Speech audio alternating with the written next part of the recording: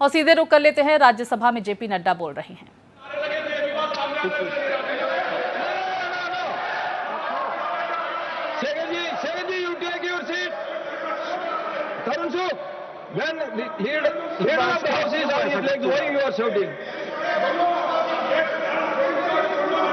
लेकिन जो भी बात हुई है उसकी तहकीकात जरूर होगी, लेकिन मैं स्पष्ट करना चाहता हूं, इस तरह की एक्टिविटी को भारतीय जनता पार्टी कभी भी सब्सक्राइब नहीं करती है। मैं भर्त्सना भी करता हूं और राष्ट्रीय अध्यक्ष जी इसको गहराई से देखेंगे भी, लेकिन आपकी भावनाओं को जो ठेस पहुंची है वो सच में हम सबके लिए खेद का विषय है।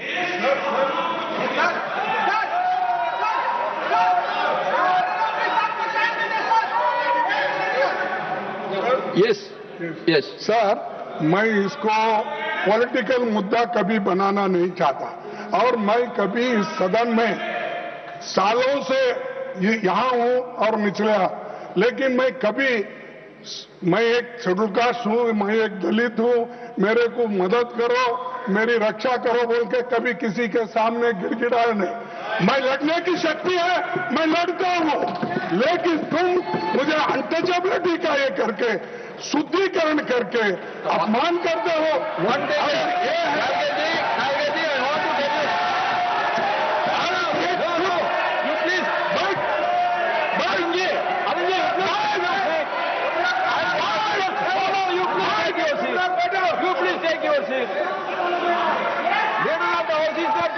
Why you are shouting?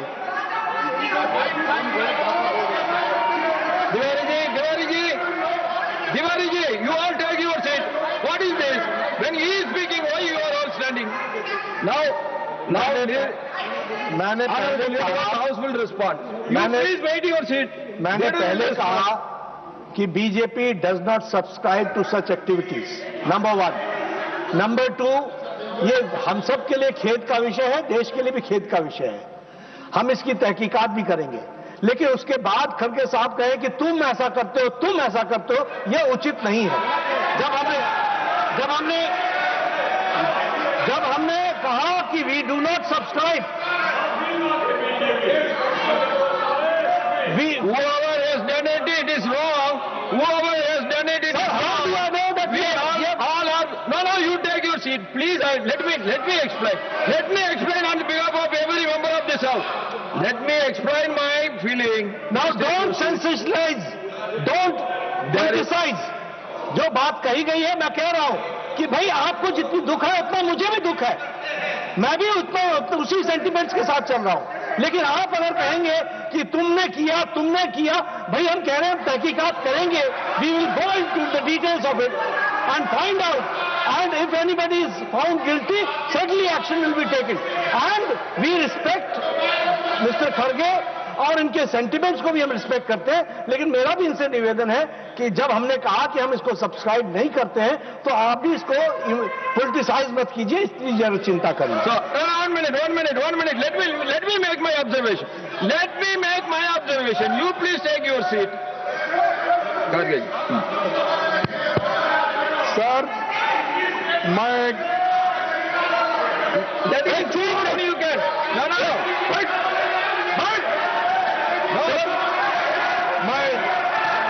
मैं सिर्फ नड्डा साहब के नाम नहीं बोल रहा हूं।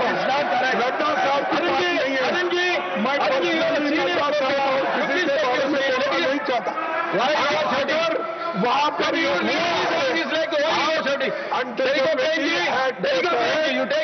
रजिस्टर करो, अरेस्ट करो, पुलिस स्टेशन, यही मेरी मांग है।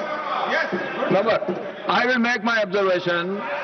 If untouchability is not a sin, there. No. Member, please take your seat. No, please take your seat. Nothing will go on record. Please take your seat. No. You please take your seat.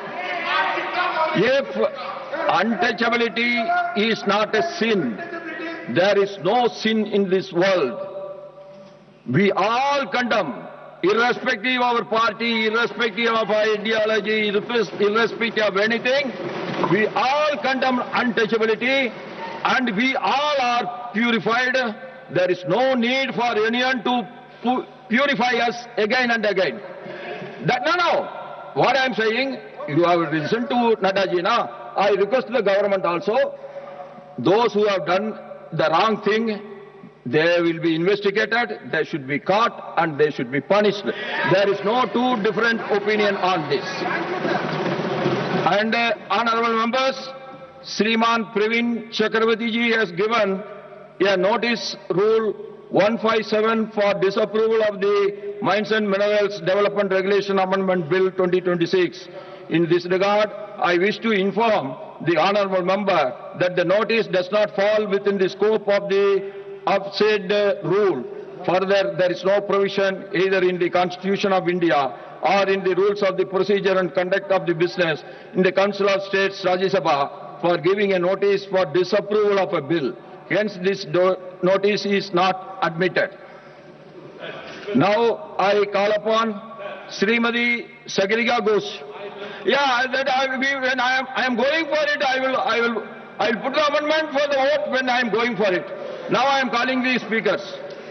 Sir, thank you very much for giving me the opportunity to speak on this very important bill. We are in Independence Day week. When we celebrate the independence of India, we celebrate parliamentary democracy. So it is a sad day that in parliamentary democracy today, the Home Minister cannot be bothered to come to the House. You are not talking about it. Now, Sriman Tarun Sukh ji. Now, Sriman Tarun Sukh ji. Please take your seat. सभापति महोदय, नायक जी, मैं खनन और खनिज विकास और संशोधन 2026 पर अपने विचार रखने का आपने मुझे अवसर दिया। मैं उसकी सपोर्ट के लिए आपका धन्यवाद करता हूं। मैं इस विधेयक को पूर्ण समर्थन करते हुए अपनी बात रखना चाहता हूं कि ये विधेयक देश के खनिज क्षेत्र में वित्तीय स्थिरता, निश्चितता, की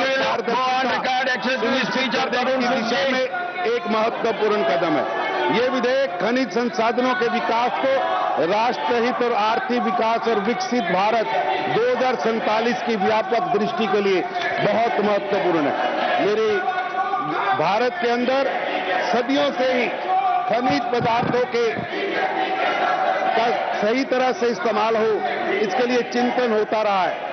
चाहे आचार्य कुटिल्य हो या अर्थवेद हो, हर जगह पर भूमि को माता और उसकी संतानें हम सब हैं, उसका रक्षा करना, उसका विकास करना और उसके धन से खनिजों का प्रयोग करना।